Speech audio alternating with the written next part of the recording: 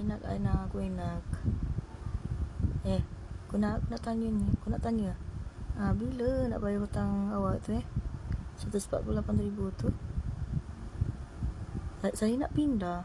Saya dalam kesusahan duit sekarang ni. Awak kena ingat awak ada hutang dengan saya 148,000 tu.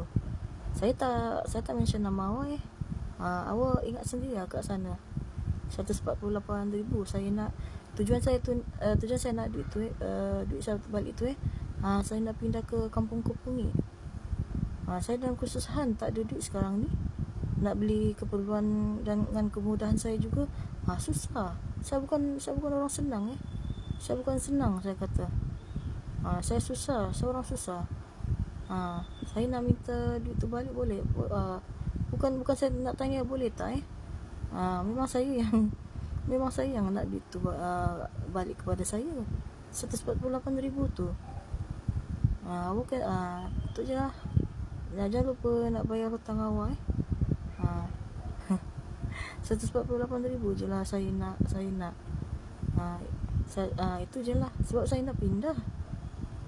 Saya nak pindah sebenarnya. Nak pindah ke Kampung Kepungi. Tolong bayar saya dah sertakan nombor akaun MyBank. Boleh transfer saya kat MyBank. Nanti saya sertakan dengan nombor akaun sesekali kat caption saya tu.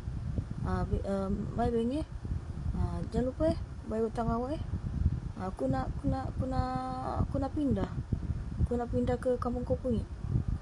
Tu kesusahanku sekarang Enak awak.